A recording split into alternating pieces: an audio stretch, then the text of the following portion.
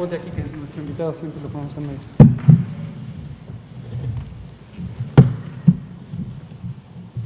¿Cómo están? Muy buenas noches.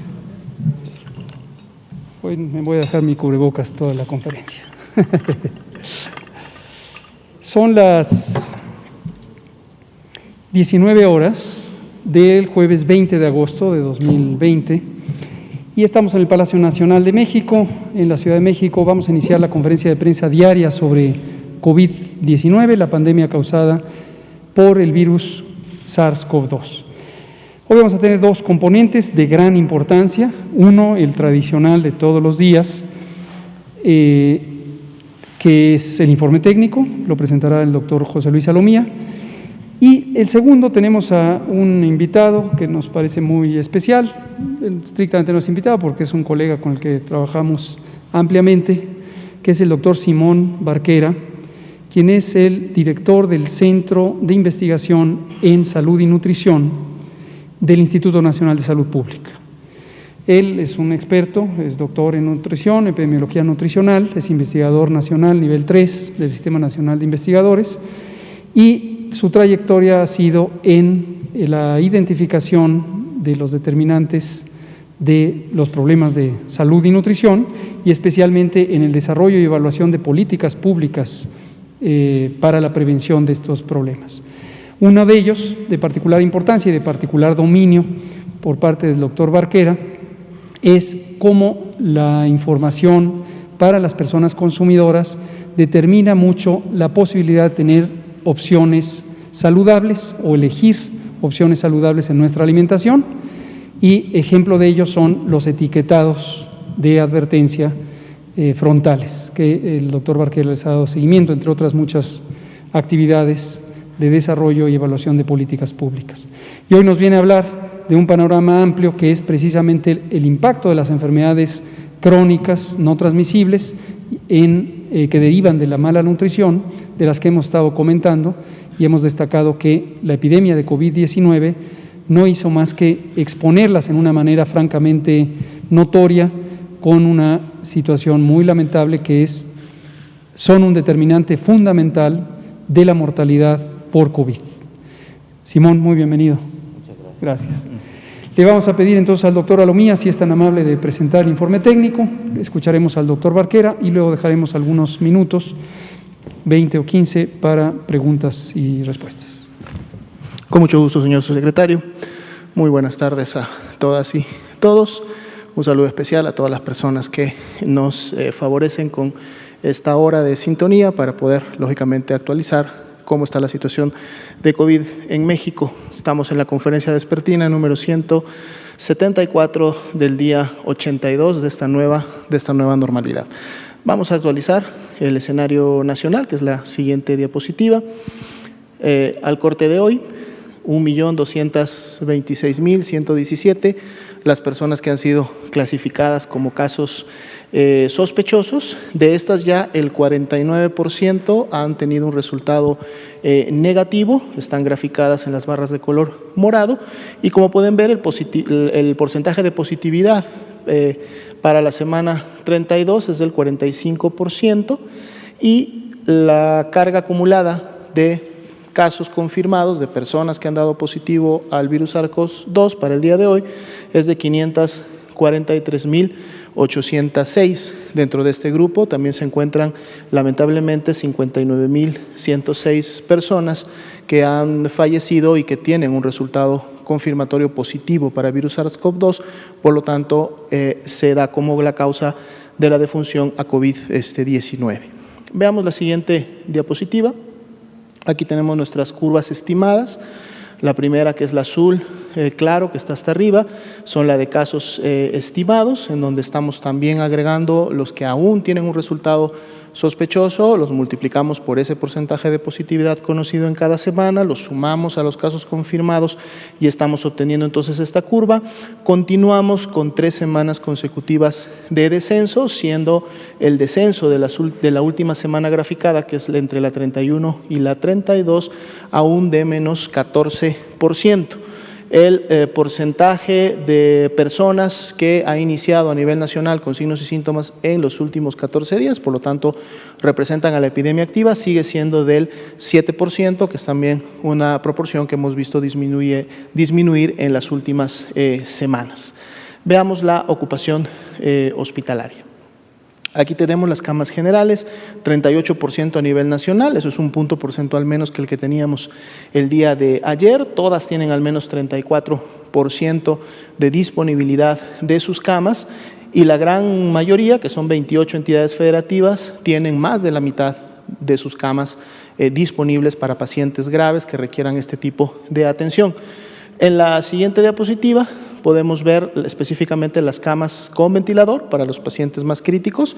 No hubo cambios en relación a la proporción nacional, es igual que la de ayer, 33%.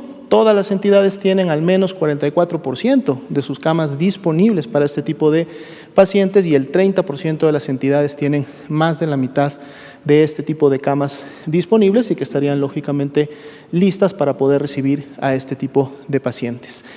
Veamos la siguiente diapositiva, es una diapositiva nueva, pero que está basada también en la misma red IRAG, de la cual sacamos la información para las dos diapositivas que acabamos de ver de ocupación de camas, y aquí lo que estamos representando es precisamente esta ocupación por día, ¿sí? Pero en número total de personas que están hospitalizadas. La línea con círculos superior, que es la de color amarillo, representa el total de las personas que en un día se encontraban hospitalizadas y que eran casos sospechosos de COVID. O sea, aquí tenemos tanto los confirmados como los aún sospechosos, por eso se llama IRAG, infección respiratoria aguda grave, y es precisamente el síndrome grave de COVID-19.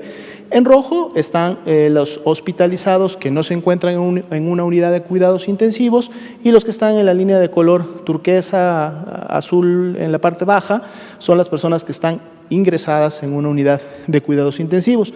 Pero lo que podemos ver, que sería la sumatoria de todas las personas que están en su momento o estuvieron en su momento hospitalizadas, podemos ver también cómo se evidencia la tendencia que estamos viendo de la otra fuente de información, que es el CISBER, que es donde notifican todos los casos desde que son sospechosos y hasta que se confirman.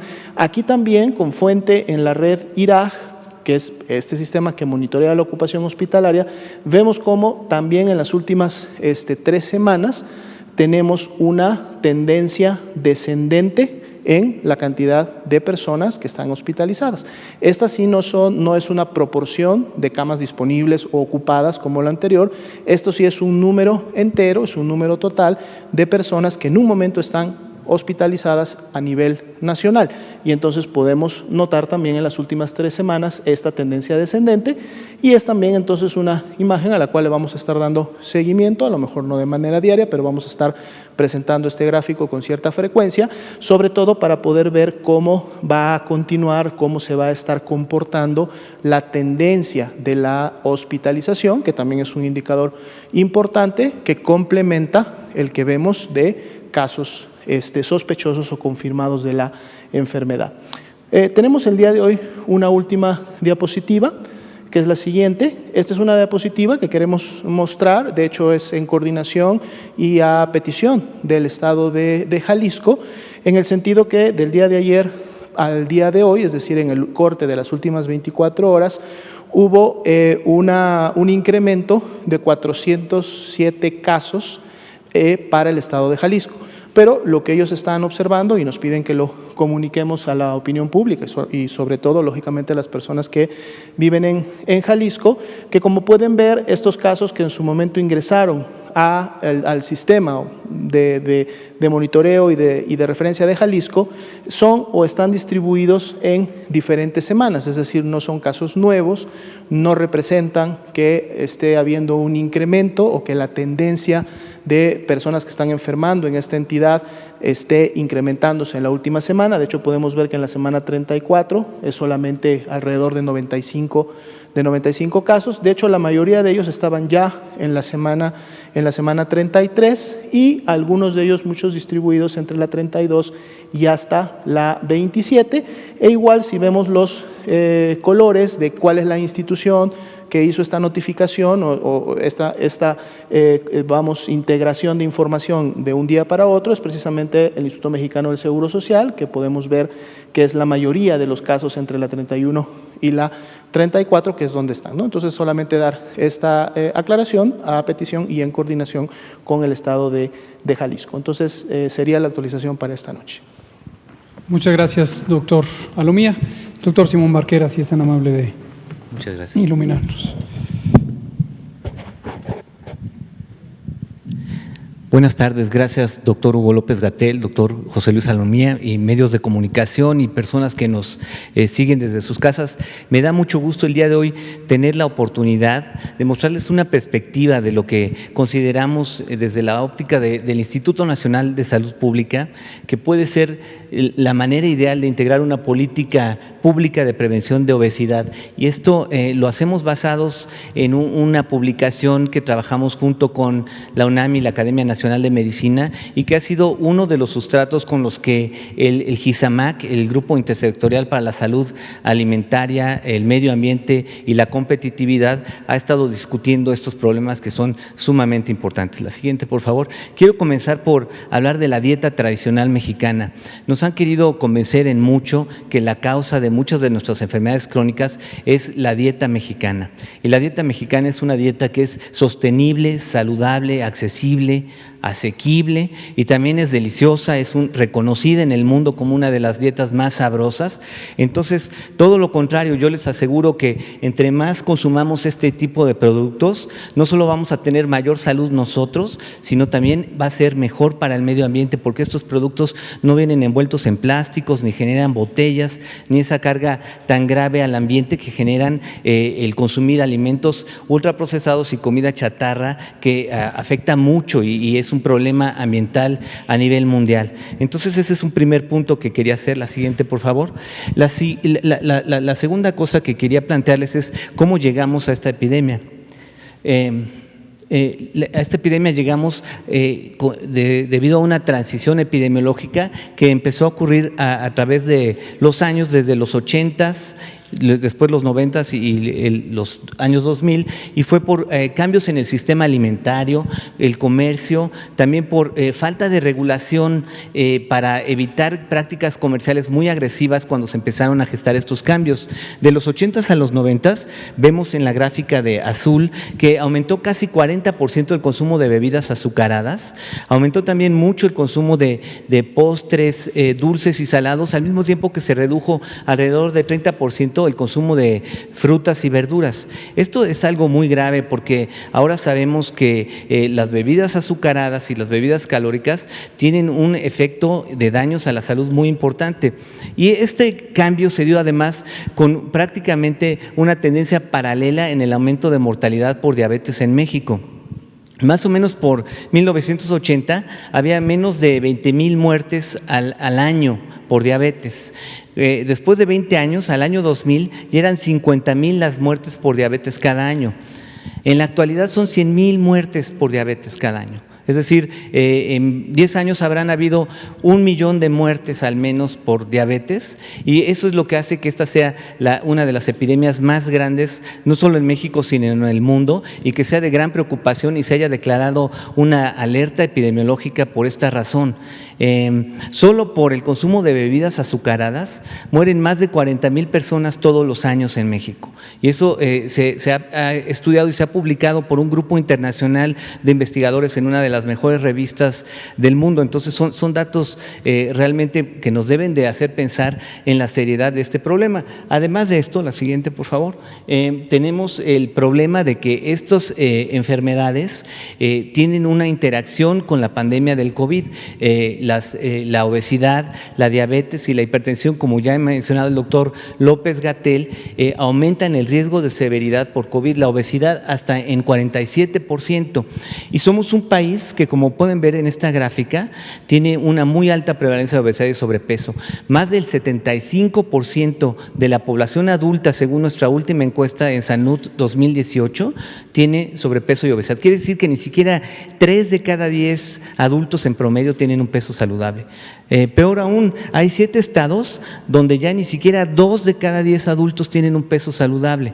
Entonces, esto refleja un problema pues, que requiere de acción inmediata y que requiere acción no solo a través de educación y recomendaciones, sino a través de modificación del ambiente. La siguiente, por favor. En los últimos 18 años ha aumentado 42% la obesidad en los adultos. Pero hay una forma de obesidad que se conoce como obesidad mórbida, esa obesidad muy importante que se alcanza a ver en países desarrollados, no tanto aquí, ya se empieza a ver más. En los últimos 18 años ha aumentado 96% y el sobrepeso y obesidad en escolares en este periodo aumentó 87%. No ha habido política en el mundo que haya logrado revertir estas condiciones de epidemia, y en México tampoco. Todos esos esfuerzos de educación, come frutas y verduras y toma agua, no han funcionado. ¿Por qué no han funcionado? La siguiente, por favor. Porque eso es ver solo el problema individual, los efectos en salud y nutrición, cuánto como y cuánto gasto. Y realmente una buena nutrición depende de otros factores que son lo que se conoce como el ambiente alimentario. La adquisición y consumo de alimentos está determinada por sus precios, por su sabor, por la cultura, pero también por la educación, por las campañas, por la publicidad, por las estrategias de marketing, por los impuestos, y todas estas medidas tienen efectos muy profundos en lo que las personas consumen, y interviniendo en ellas es que es posible entonces tener una mejor alimentación. Este sistema alimentario, además, este ambiente alimentario, está también en mucho determinado por el sistema alimentario, que es uno de los grandes temas del GISAMAC. La siguiente, por favor. Entonces, un Estado lo que tiene como responsabilidad es hacer que el entorno, el ambiente alimentario, sea más amigable con la salud, que no sea un entorno obesogénico. Aquí pueden ver en la imagen de arriba cómo la pendiente está muy elevada por falta de políticas, leyes, reglamentos, impuestos, incentivos y subsidios, y eso hace que para el individuo sea muy difícil tener un peso saludable. En la gráfica de abajo vemos lo contrario. En un entorno donde hay disponibilidad de agua, incentivos, campañas para comer alimentos saludables y también impuestos y reglamentos para la comida chatarra, es muy fácil para el individuo entonces sí tener un estilo de vida saludable. La siguiente, por favor. Y entonces el espíritu de las responsabilidades del gobierno es proteger estos derechos al bienestar. Estos derechos al bienestar pues es el conjunto de derechos humanos, como el derecho a la salud, a la alimentación, a los ambientes saludables, los derechos de la infancia, incluso de la cultura, y todos estos derechos lo que permiten es que tengamos una mayor bienestar, mayor desarrollo económico, mayor equidad y también una salud y bienestar, y eso es muy importante. La siguiente, por favor. Entonces, ¿cómo hacemos? ¿Cuáles son los elementos para una política de prevención de obesidad y de ambiente alimentario? Bueno, generalmente cuando se habla de una estrategia, enseguida la critican y dicen, eso no va a arreglar el problema, o dicen, con eso no basta, o dicen, se requiere de una estrategia integral. Yo lo que les quiero decir es que en años de investigación alrededor del mundo, lo que se ha demostrado es que cuando se sale con una intervención con 20 estrategias, generalmente no funciona. Lo que tienen que hacer los estados es identificar estrategias que tienen evidencia, que son apoyadas socialmente, donde hay recursos, capacidad técnica, voluntad política y otros factores, irlas incorporando dentro de la política, y eso es lo que se pretende hacer en el GISAMAC. La siguiente, por favor. Ustedes han oído en las semanas anteriores cómo se discutió la importancia de la lactancia materna exclusiva en los primeros 6 meses de edad. Ese es uno de los grandes retos en el país y es algo de lo que se tiene que fomentar para garantizar mayor salud en los niños. Es importante quitarle la presión a las madres, esa inseguridad que les causa la publicidad de las fórmulas para los niños sobre su capacidad de alimentar a los bebés en los primeros 6 meses. La siguiente, por favor. Otra de las políticas muy importantes son los entornos escolares. Ahí ya se ha anunciado que va a haber una nueva asignatura que se llama Vida Saludable por el secretario de Educación Pública, Y en esta se trabajó junto con la Secretaría de Salud y junto con muchos expertos nacionales para tener contenidos durante todo el ciclo escolar que permitan informarles, ya no como antes, toma agua, come frutas y verduras, haz ejercicio, porque ya sabemos que eso no funciona. Ahora se les va a decir, toma agua pero no tomes refresco porque el refresco causa diabetes. Toma agua, pero no comas comida chatarra, porque la comida chatarra causa enfermedades cardiovasculares, y se les va a explicar cómo, y eso es muy importante. Y también los entornos no van a estar rodeados de comida chatarra cuando salgan al recreo, y también se va a buscar que alrededor de las escuelas no haya un ambiente lleno de publicidad y de disponibilidad de estos alimentos. La siguiente, por favor. La publicidad de comida chatarra ha sido identificada por la UNICEF como uno de esos aspectos poco éticos y un problema porque determina las preferencias de niños desde etapas muy tempranas y además los destina el resto de su vida a comer mal y entonces a ser susceptibles a enfermedades, porque esas preferencias formadas en la infancia por alimentos hiperpalatables no cambian a través del tiempo, más bien se consolidan. Entonces es muy importante tener un reglamento bueno de publicidad para proteger a nuestros niños de alimentos que sabemos que hacen daño. La siguiente, por favor.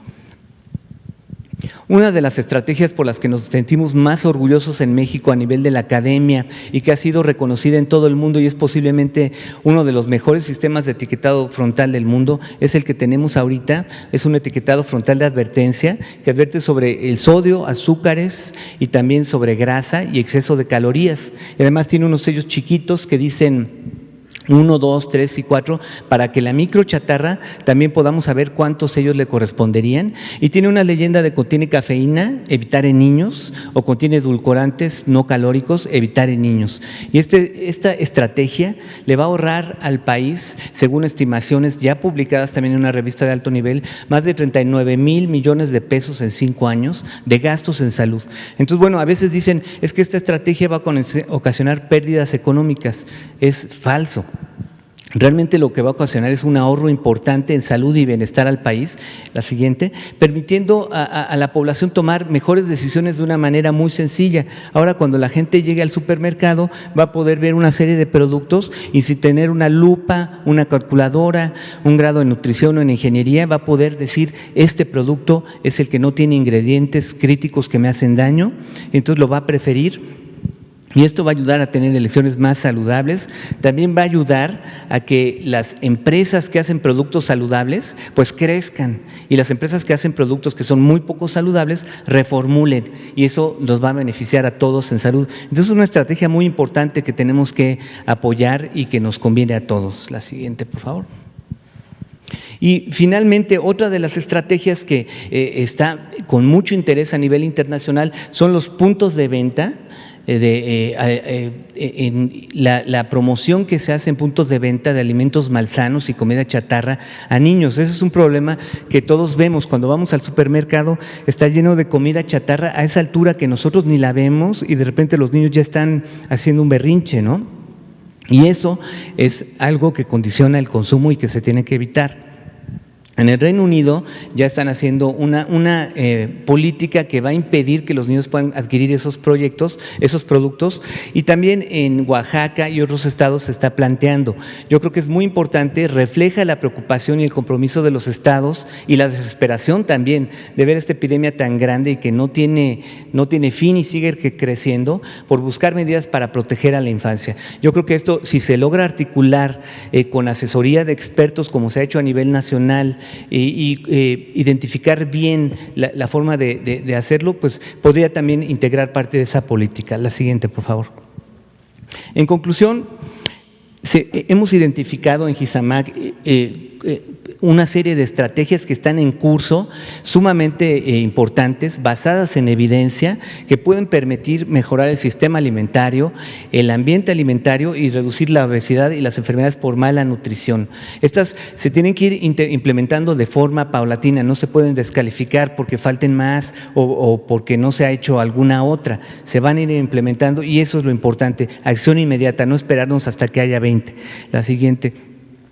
Y solo para finalizar, este grupo, el Grupo Intersectorial para la Salud Alimentaria, el Medio Ambiente y la Competitividad, está pensando todos los meses y todas las semanas de manera muy intensiva cómo asegurarse que estas estrategias sean compatibles con los objetivos del desarrollo sostenible, que permitan equidad, disminución de la pobreza, que permitan bienestar, salud y también que permitan mayor desarrollo económico, que eso es lo que se está buscando al reducir estas enfermedades, que estén basadas en evidencia científica de la mejor calidad, que sean sensibles con los derechos humanos y que sean libres de conflicto de interés, es decir, no permitir que ese gran factor de interferencia que es los intereses comerciales de quienes fabrican estos productos malsanos afecte la implementación de estas políticas. Esto lo está haciendo de mano con la sociedad civil, con la academia y con agencias internacionales de Naciones Unidas como es la OPS, la FAO y UNICEF. Entonces, bueno, yo quiero concluir por hacer un llamado a que se apoyen estas estrategias, a que la sociedad siga apoyándolas, porque es la mejor evidencia que tenemos de algo que puede funcionar para reducir estas enfermedades en nuestro país. Muchas gracias. Muchas gracias, doctor Simón Barquera, director del Centro de Investigación en Nutrición y Salud del Instituto Nacional de Salud Pública. Vamos a darle la palabra a Héctor. Gracias, subsecretario Héctor García de Diario Basta y Grupo Cantón. Dos preguntas, si es tan amable. Una es de que a la redacción en Villahermosa, Tabasco, ha llegado información de los laboratorios privados que llevan a cabo pruebas y que muchas veces lo hacen sin ética y todo por el lucro. Resulta que 5 personas, una familia de 5 personas, se fueron a hacer la prueba y 3 de ellas salieron positivas. Entonces, ahora sí que por recomendación de un doctor epidemiólogo como usted, los recomendó que se hicieran otra prueba y resultaron negativas. A los 7 días volvieron a hacerse esta prueba y volvieron a salir negativas. Entonces aquí, pues, ahora sí que el impacto emocional y económico. La pregunta, subsecretario, es algún plan, alguna estrategia de la Secretaría de Salud para poner freno a este tipo de laboratorios, porque no solamente es en esa entidad, sino pues hay testimonios de que se da en otros estados de la República Mexicana y que por eso pues actúan sin ética y con los fines meramente lucrativos. Y la otra, hay una foto, subsecretario, donde lo critican, pues, de que vienen al avión, me imagino que de San Luis Potosí hacia acá, hacia la Ciudad de México, en donde viene platicando con una persona de pasillo en el avión donde no trae cubrebocas. ¿Podría platicarnos sobre eso, por favor? Con mucho gusto. Empiezo por esta segunda. Me llamó la atención que se le diera tanta importancia. Lo vi y lo puedo decir porque no hay nada inquietante en ello. Quien vi que lo puso en su Twitter fue el periodista Joaquín López Dóriga. No sé si alguien más lo puso, pero yo encontré el de Joaquín López Dóriga. Le escribí al licenciado López Dóriga mostrándole la ficha y le dije: con mucho gusto te comento la situación, porque él habla de que estoy volando, no sé si quería decir volando o violando los protocolos respecto. En los aviones, esto para aquellas personas que vayan a estar en aviones, se requiere utilizar cubrebocas. La razón es relativamente obvia, es un medio de transporte donde hay confinamiento. Como hemos explicado, el cubrebocas es un instrumento auxiliar en la prevención y es de mayor utilidad en los espacios cerrados. Hay un periodo en el curso de un viaje en avión, generalmente cuando es superior a 50 minutos, en donde a uno le dan agua. Es una necesidad humana consumir agua. Les recomiendo consumir 2 litros al día, es muy recomendable.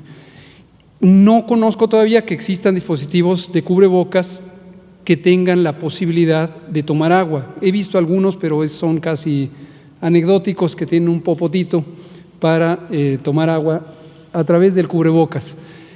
Yo no tenía uno de esos, traía mi cubrebocas verde que utilicé en San Luis Potosí durante el vuelo y me lo quité en el momento de tomar agua. Desde luego, lo que yo haya hecho o dejado de hacer es irrelevante. Estamos en una pandemia y creo que nuestra atención debe estar en el manejo de la pandemia, no en lo que hace una persona, aunque esté involucrada en el manejo de la pandemia. Hubo una respuesta muy positiva del licenciado López Dóriga, tenemos una buena relación. Me contestó enseguida, mañana me va a entrevistar en radio y con mucho gusto creo que va a ser útil para dar a conocer cómo va la pandemia y qué otros elementos en este momento son importantes de atender. Sobre el laboratorio, Esto se relaciona con otros temas que ahora son de interés, por ejemplo, el cambio de adscripción de COFEPRIS al interior de la Secretaría de Salud, sigue siendo parte de la Secretaría de Salud, donde ha sido parte siempre, a diferencia de lo que algunos comunicados he visto que han puesto, que la ven como una institución independiente de la Secretaría de Salud. Nunca ha sido así, es un órgano administrativo desconcentrado, no descentralizado, que es parte de la Secretaría de Salud. Pero lo relaciono con COFEPRIS porque existe un vacío importante en la regulación de los laboratorios de diagnóstico.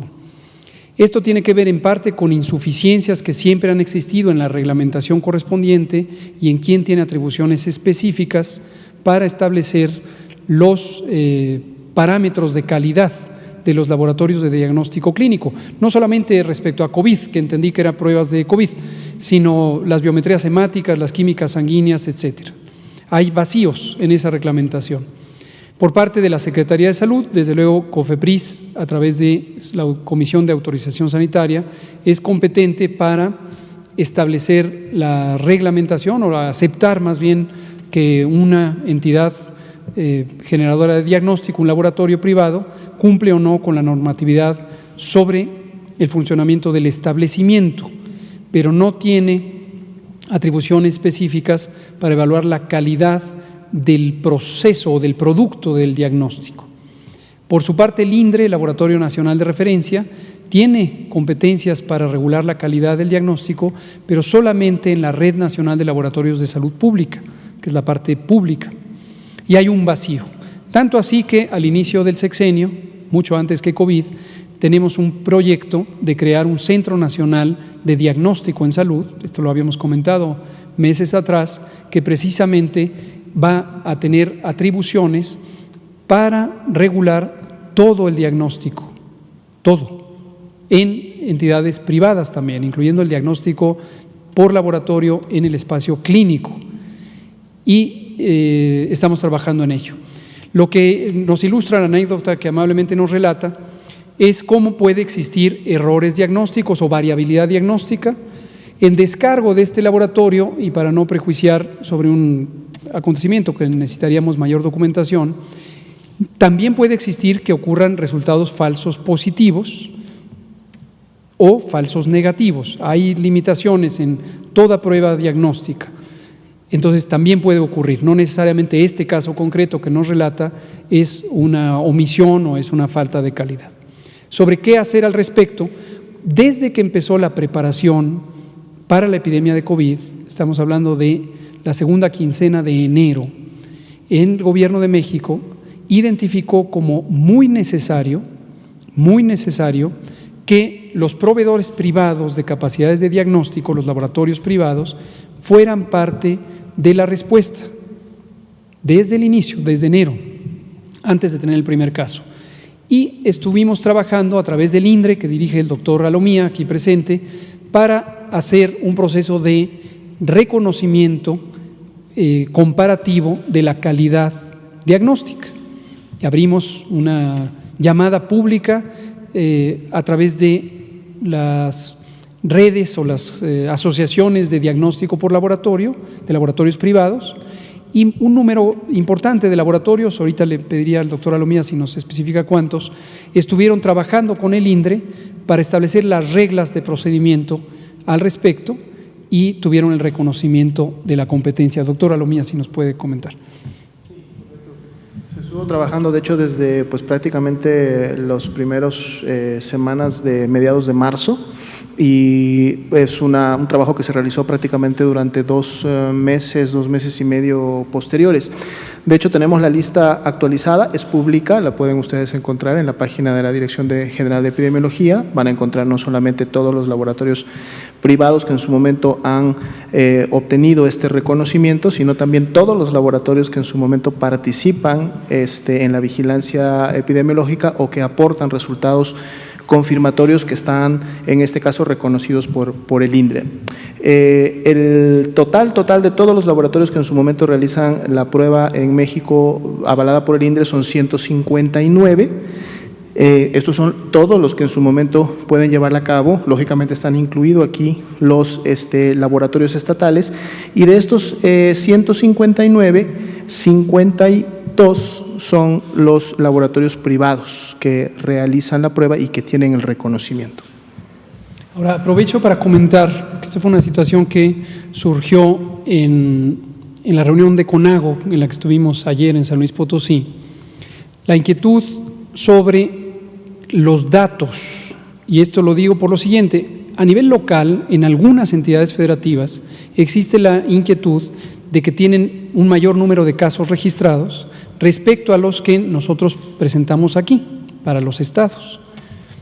Ya lo hemos dicho varias veces, pero lo vuelvo a explicar con mucho gusto: toda la información que nosotros recibimos procede de los estados. No tenemos otra forma de tener información, además así funciona el Sistema Nacional de Vigilancia Epidemiológica. Las entidades federativas son quienes producen la información y están obligadas, no es opcional, están obligadas a incorporarla a las plataformas correspondientes.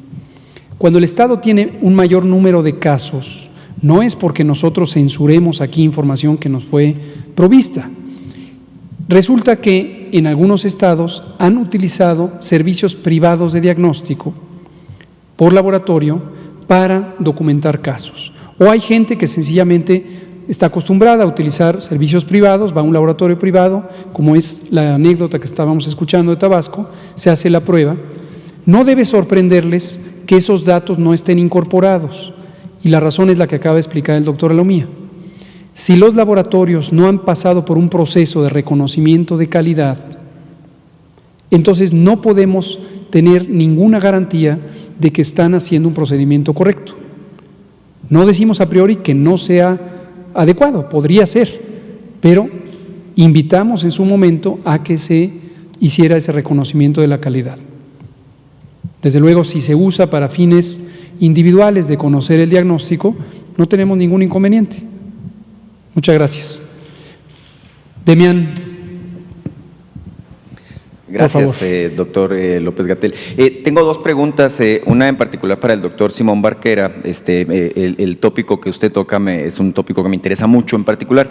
Yo provengo de Sonora, me llamo Demián Duarte, Pasión por los Negocios, Política de Rock and Roll Radio, Lobos FM. Sonora, como usted debe saber, es uno de los estados con mayores problemas de obesidad. Tiene que ver con el estilo de vida, la vida sedentaria y la alimentación en particular. Pues las tortillas de harina al parecer están muy buenas, ¿no? Y las cervezas más bien heladas, ¿no?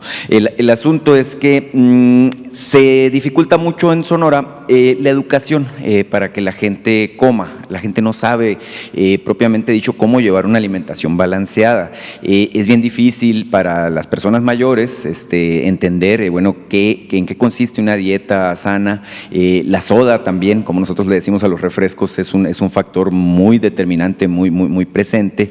Entonces a mí me gustaría que nos orientara un poco respecto a qué es lo que se tiene que hacer en Sonora en particular con esta situación que tenemos años conviviendo con ella, de gente realmente con muchos problemas de obesidad, con gente que tiene muy presente enfermedades crónico-degenerativas relacionadas a esto.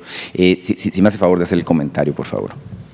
Sí, bueno, como usted menciona, es un problema complejo, o sea que no tiene una receta fácil.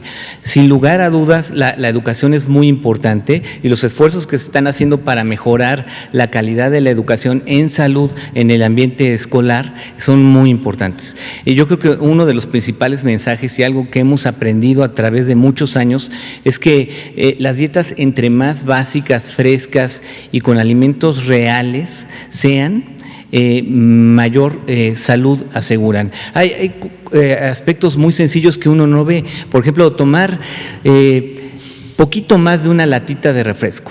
O sea, tomar menos de una lata de refresco, un vasitito de refresco todos los días. Y si esas calorías son en exceso a la dieta y se convierten en grasa, pues en un año pueden ser 4 kilos. Solo con un vasito de refresco que tomemos al día puede ser 4 kilos. Sí, el vasito es chiquito. Y esos 4 kilos en 10 años son 40 kilos. Entonces, bueno, si la gente está tomando 160 litros en promedio de refresco en nuestro país, pues eso ya nos pone en una desventaja, pero ahora sí que enorme, porque ni haciendo 5 kilómetros diarios uno puede contravenir ese aporte calórico, ¿no? Entonces, una parte es pensar que las bebidas, la forma de hidratarse es con agua, no con bebidas que tienen calorías. Eso es fundamental. Tampoco con jugos ni con licuados. A veces vemos a la gente corriendo y luego se hidratan con jugos, y pues también los jugos tienen este problema de ser muy altos en azúcar. Y evitar los alimentos ultraprocesados que son altos en azúcar, grasa y sal es muy importante. Antes era imposible saber cuáles eran porque pues no se entendían las etiquetas. Ahorita ya va a tener una herramienta poderosa, educativa, la población para tomar decisiones más saludables, que va a ayudar sin duda, y se está trabajando en las demás estrategias que pues tienen que irse implementando paulatinamente. Para usted, doctor López-Gatell, en particular, el secretario de Salud de mi estado, el contador Enrique Clausen, ha manifestado, e incluso públicamente a nivel de comunicados, etcétera, que en Sonora ya tenemos reinfecciones, ¿sí? Yo le quería preguntar a usted en particular si eso existe, si es posible, si está comprobado científicamente que se puede dar la reinfección. Y el martes pasado me hacían favor el doctor Cortés y el doctor Alomía de hablar un poco de la actitud que tenemos que tener ahora los ciudadanos, ahora que estamos reincorporándonos a la vida más o menos normal. Ellos me decían, bueno, que es importante volver a vivir con los cuidados del caso. Preguntarle a usted si nos puede también ofrecer su comentario al respecto de cómo nos vamos reincorporando a las actividades cotidianas. Con mucho gusto, gracias. Sobre la reinfección, esto, qué bueno que lo pregunta porque nos permite actualizar algo que continuamente está sujeto a observación, a investigación en el mundo entero, y es lo siguiente: aún no se sabe en el mundo entero, con base en evidencia científica, cuánto va a durar la inmunidad contra el virus SARS-CoV-2 causante de COVID. La inmunidad, para que todo el mundo esté familiarizado con ello, es la capacidad primariamente biológica de no reinfectarse o no tener de que no nos afecte el virus y no nos cause una infección. Esta inmunidad podría ser de corta duración, pocas semanas, podría ser de mediana duración, algunos meses, podría ser de larga duración, algunos años, o podría ser de por vida. Pero no se sabe. Hoy es 20 de agosto del 2020 y hoy no hay una conclusión respecto a la duración de inmunidad. Esto es importante porque en la medida en que la inmunidad pudiera ser permanente o prolongada, tendríamos una mejor posibilidad de que la epidemia en el mundo entero disminuyera hasta acabarse. Pero insisto, desafortunadamente todavía no lo sabemos. Si la inmunidad no es de tan largo plazo, puede ser que una persona que ya se infectó se vuelva a infectar, haya tenido o no la enfermedad, síntomas. Sí se han descrito casos un tanto anecdóticos, aunque algunos se han publicado en revistas científicas, de personas en las que se tiene mayor certeza de que estuvieron infectadas porque tuvieron enfermedad, incluso las personas hospitalizadas, y pocos meses, par de meses después, regresan con una nueva infección por el virus SARS-CoV-2. Les llamo anecdóticos no por despreciar las referencias, sino porque son muy, muy pocos comparados con la enorme cantidad de casos que ha tenido el mundo.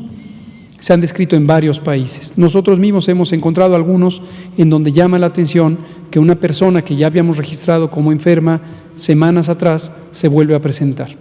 Pero aquí hay un elemento importante. La importancia relativa que tienen unos pocos casos respecto a lo que puede ocurrir en la epidemia o respecto a la preocupación que usted podría tener de ya me infecté, ya no me quiero volver a infectar, no es todavía algo que debería preocuparnos demasiado, en la medida en que parece ser que son eventos raros. Y por la experiencia con otras infecciones sabemos que hay personas que aún habiendo producido una respuesta inmune, una respuesta protectora, puede no ser tan efectiva y pudieran reinfectarse, pero son casos particulares. Sobre cómo vivir. Crecientemente vamos viendo la evidencia de lo que dijimos desde febrero, epidemia larga. En febrero dijimos, preparémonos para una epidemia larga, lo vuelvo a decir, y en el caso de México en concreto, planteamos un horizonte de que llegaríamos hasta octubre todavía con actividad epidémica. Además, existe esta otra posibilidad de que con la temporada de influenza, que es seguro que vamos a tener, pudiéramos tener también, quizás, un nuevo repunte del COVID, un rebrote. Puede ocurrir, en México puede ocurrir, y está en la posibilidad de que ocurra al menos en el hemisferio norte.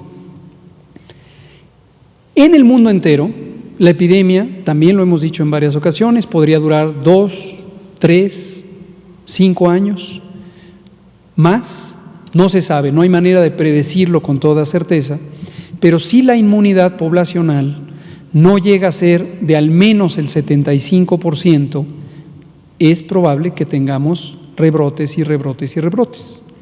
Una esperanza es que con la vacuna, cuando haya vacunas, todavía no hay vacunas, pero cuando las haya, éstas sean suficientemente eficaces, que al utilizarlas en la población sean suficientemente efectivas y podamos tener inmunidad prolongada para que se agoten las epidemias en el mundo en general.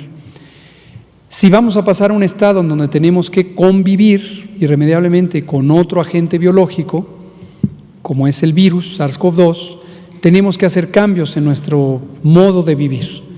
Hasta el momento son los cambios que hemos relatado como útiles para la prevención en este momento, desde toda la epidemia: el mantener la sana distancia, a 2 metros de cada quien, procurar no salir a menos que sea indispensable, lavarnos las manos continuamente, con agua y jabón preferentemente, si no con una solución alcoholada desinfectante, usar el cubrebocas, auxiliar de la prevención, particularmente en espacios cerrados, y si tenemos síntomas, quedarnos en casa. Entonces, estos cambios no son de un mes, no son de un día, estos cambios hay que mantenerlos por mucho tiempo. Porque mucha gente ya está saliendo, pues, a cenar, a pasear, a la playa, qué sé yo, ¿no? A tratar de quizás reincorporarse a sus actividades. Y hay dos posiciones, ¿no? Una de intolerancia, incluso de molestia, y otra de, bueno, pues déjalos vivir, ¿no? Déjalos reincorporarse a su vida. Ahí es donde yo le pido su opinión respecto a qué es lo que tiene que ocurrir, ¿no? Exacto. Lee el balance entre cuidar dos bienes públicos, la salud y la vida, y la actividad social que incluye la económica, es un reto para toda la humanidad, todos los países del mundo. Y no hay una única solución. No es que uno pueda decir 60% que salga y el 40% se queda, 2% sale, 98% se queda, unos meses sí, otros no. No hay fórmulas, no está escrito en ningún lado una fórmula universal. Por esa razón, como humanidad tenemos que ir aprendiendo a convivir con el virus. En cada territorio, en cada país soberano, al interior de los países, en cada unidad territorial, en nuestro caso, estados libres y soberanos, tenemos que ir adecuando a la realidad socioeconómica y a la situación epidemiológica. Las actitudes de intolerancia, sobre todo de culpar al otro, esta perspectiva de tú no estás usando tu cubrebocas, tú saliste cuando no era necesario, ayudan muy poco, exacerban el ánimo público, nos fragmentan, nos vuelven poco solidarias y solidarios. Por eso hemos dicho desde la epidemia, desde que la epidemia empezó, qué lástima que un segmento de la sociedad, una pequeña burbuja, vive un poco en su propio mundo, en su propia realidad, y no identifica, por ejemplo, que la mitad de la población mexicana vive al día, que su ingreso diario depende de salir a vender un bien o un servicio, y que por lo tanto las motivaciones para salir son distintas a quien tiene capacidad de ahorro, quien vive cómodamente, quien está en una nómina fija y ha seguido recibiendo su salario. Y llama la atención cómo ese segmento es el que más animoso está cuando las personas salen a la vía pública. Hay que ir incorporando una visión más generosa y más visionaria, con un sentido de nación, no solamente de beneficios individuales. Muchas gracias. Liliana Noble, Pulso Saludable. Luego nos vamos con Alejandro Alemán, pero acá está Arturo y luego allá. Buenas noches, Liliana Noble de Pulso Saludable. Tengo dos preguntas y me gustaría que, si se quiere superar el doctor, a lo mía también, pero me gustaría que me dieran su opinión. Hoy el presidente del Consejo Coordinador Empresarial, voy a leer su nombre para no decirlo mal, Carlos Salazar, habla de que no concibe la idea de que el gobierno federal se deslinde de la responsabilidad de los 60,000 muertos, culpando a la industria y ahora extendiendo esta culpabilidad a través de estos candados de la venta de los productos hipercalóricos. ¿Cuál sería su opinión al respecto? Muchas gracias. Como cualquier otra opinión, me merece respeto. Creo que todo el mundo tiene que tener la libertad de expresar su punto de vista. Respecto a la perspectiva, se relaciona con la pregunta que me hacía Demián, no me sorprende, porque precisamente él defiende los intereses que le corresponde como empresario, como presidente del Consejo Coordinador Empresarial, y él defiende los intereses privados. La realidad de que la enfermedad metabólica crónica, obesidad, sobrepeso, diabetes, hipertensión, múltiples cánceres, son los componentes de la mitad de las muertes en México todos los años desde hace al menos 15 años, quizá más, es una realidad, está documentada ampliamente, independientemente de la epidemia de COVID, por muchos años. Se han hecho alertas. En el sexenio pasado, de hecho, se estableció una alerta epidemiológica sobre la diabetes y la obesidad como problemas graves de salud pública. En el mundo entero hay evidencia científica, hay pronunciamientos formales, hay declaraciones de organismos internacionales como la Organización Mundial de la Salud. Bueno, hasta la OCDE, la Organización para la Cooperación y el Desarrollo Económicos, ya en 2 ocasiones a lo largo de 10 años ha publicado libros completos haciendo referencia no solo al daño que causa a la vida y a la salud de las personas estas enfermedades que se asocian con la mala nutrición y los productos ultraprocesados, industrializados, altos en calorías, altos en azúcares, grasas, sal, como causa directa de este problema. Cuando llegó COVID, nadie esperaba, pienso, que íbamos a tener la mayor mortalidad relacionada con este problema. 80% de personas que han fallecido, no solo en México, en el mundo. Reino Unido está en este momento mismo, como ya señalaba el doctor Barquera, estableciendo políticas, reforzando políticas que ya tenía respecto al problema de obesidad, ahora dirigidas también a la etapa COVID y post-COVID. Entonces, insisto, la perspectiva me parece respetable. La función de un gobierno es proteger el interés público. Los funcionarios públicos, los servidores públicos, tenemos una encomienda legal de defender el interés público, no el privado. Eso no quiere decir que tengamos algo en contra de la inversión privada o de la economía privada. Por cierto, que esto quede clarísimo, es un poco fuera del tema de salud, pero veo que a veces cuando se quiere desinformar, la infodemia que mencionaba el maestro Villamil el domingo pasado, cuando se quiere confundir a la audiencia, se empiezan a invocar ideas como es que va a ser un gobierno autoritario y es que está ejerciendo control y es que esto va a ser, y nos comparan con ciertos países que tienen otros modelos económicos basados solamente o prioritariamente en la inversión del Estado. No, México tiene una economía mixta. No tenemos nada en contra de que haya una economía mixta. Pero si hay sectores industriales que producen, bueno, no voy a usar la expresión que usé alguna vez en el estado de Chiapas, pero producen cosas de consumo humano dañinas, pues tenemos que decirlo y tenemos que solucionarlo. Ojalá que estos sectores privados, en el interés de tratar su asunto privado y de tener ganancias privadas, no volvieran público el daño. Porque tener una ganancia privada a costa de dañar a lo público pues tiene un cuestionamiento ético fundamental, ¿no? Bueno, yo estoy completamente de acuerdo con lo que expresa el doctor López-Gatell y solo añadiría que no es una situación que estemos observando en México. Los países del mundo que están padeciendo esta epidemia están muy preocupados por cómo la obesidad y las enfermedades crónicas lo complican, y es una reacción normal de los gobiernos, de los sistemas de salud y de los expertos de todos los países tratar de ver qué más pueden hacer. Esta epidemia de COVID ha sensibilizado mucho sobre por qué estamos con estas enfermedades crónicas en estos niveles. Entonces, bueno, esto se venía diciendo desde hace muchos años y en el instituto hemos sacado muchas publicaciones planteándolo, pero esta epidemia realmente lo que ha hecho es que se ponga en la mesa de discusión como una de las razones. No es exclusivo de México.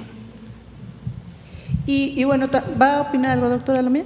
Perdón. Solamente podría opinar que me sumo completamente a los dos comentarios previamente vertidos, tanto el doctor Barquera como el doctor López-Gatell, y solamente agregaría que no es un tema de asignar culpas.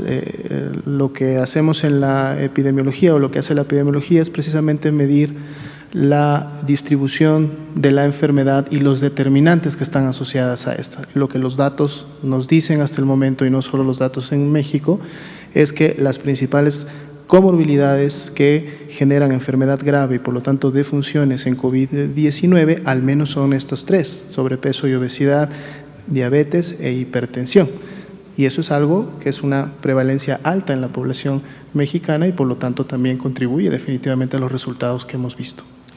Y bueno, mi segunda pregunta, yo no sé si sea muy atrevido pensar en que a mí me gustaría ver un escenario en donde la industria, la parte privada y la pública, que es la federal, se pudieran reunir y hacer unas mesas de trabajo para reformular esto.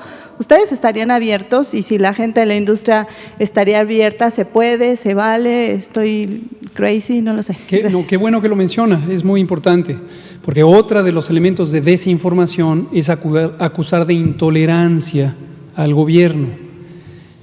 Ya lástima que queda poco tiempo, pero lo podemos seguir tratando en días posteriores. Cuando hicimos el etiquetado frontal, los etiquetados claros, precisamente operamos de esa manera, porque así está reglamentado. En la entonces Ley de Metrología y Normalización se estipula que tienen que estar en la mesa de trabajo las partes interesadas. Tuvimos sendas sesiones desde que empezó el proyecto. Nunca como antes se había cuidado escrupulosamente el proceso de normalización. Aprovecho para agradecer y felicitar al licenciado Alfonso Guatirrojo, director general de Normas, que manejó impecablemente, hasta lo felicitó las representaciones empresariales precisamente, impecablemente manejó el proceso. Y tuvimos reuniones, 10, 12, 15, en donde se establecieron varios de estos criterios, y la posición nuestra como gobierno, defendiendo el interés público, es ¿por qué no consideran cambiar su modelo económico, su modelo de ganancias privadas y, bueno, se enriquecen legítimamente, legalmente, pero con productos que no dañen? ¿Por qué no regulan las porciones? ¿Por qué no terminan con esta escalada? Es un poco como la escalada armamentista, uso esta analogía porque así se los dije a los representantes empresariales. Cuando tuvimos la escalada de las armas en los años 80, las armas nucleares, llegó un punto en que el mundo se iba a acabar, hasta que hubo un pacto entre las dos potencias mayores de no seguir escalando. Disminuyó un poco, desafortunadamente no demasiado. Aquí opera un poco igual. El dulzor, el sabor dulce, es un mecanismo de atraer, enganchar las preferencias, como ya lo señaló el doctor Barquera, desde la niñez. Un producto es más dulce y gana mercado. Y entonces el otro producto, quizá de una compañía competidora, aumenta el dulzor y aumenta también el sabor salado y aumenta las grasas, porque es más atractivo al paladar. Pero entonces al poco tiempo tenemos productos que en 600 mililitros tienen 12 cucharadas de azúcar, soperas, por cierto, Y llega un punto en que esto es tóxico, esto está demostrado científicamente, por eso lo puedo decir, es tóxico para la circulación, la microcirculación renal, es tóxico para la circulación arterial de mediano calibre, en fin, obviamente propensión a la diabetes, a la obesidad, etcétera. Y lo que les propusimos, regresando al tema del diálogo, es ¿por qué no ustedes mismos se autorregulan y empiezan a descender, hacen un pacto entre empresarias y empresarios, incluyan a las corporaciones internacionales y empiezan a descender? Y tenemos un país, incluso se los dijimos, podría ser México el ejemplo, primer país que logra un pacto de las empresas para reducir porciones y reducir concentraciones de estos productos. No causó entusiasmo, vamos a llamarle, pero diálogo hubo. Ahora, lo que sí, y con esto termino, y también el doctor Barquera es un experto en la materia, lo vamos a volver a invitar al doctor Barquera. La autorregulación como modelo, esta idea de dejemos que los empresarios mismos se autorregulen, ya se ha probado que no sirve, lo acaba de decir el doctor Barquera. Desde hace 2 sexenios, o durante 2 sexenios, se estableció un lineamiento de salud escolar, salud alimentaria escolar, que implicaba que los empresarios se autorregularan y dejaran de invadir el espacio escolar con productos no saludables.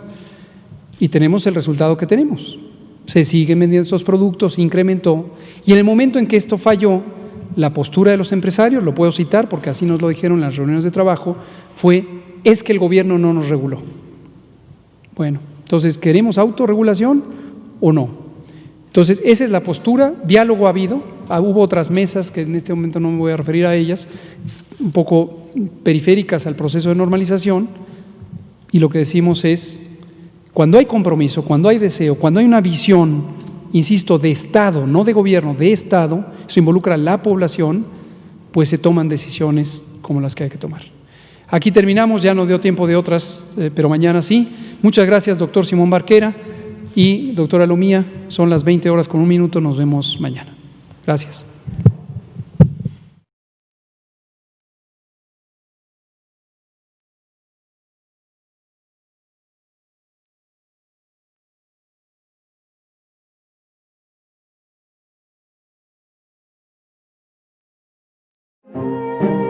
Entrega, valor, humanismo, profesionalismo. Por su dedicación y servicio, el personal de salud de la Nación será distinguido con la condecoración Miguel Hidalgo, la más alta presea que concede el Estado mexicano. Condecoración Miguel Hidalgo.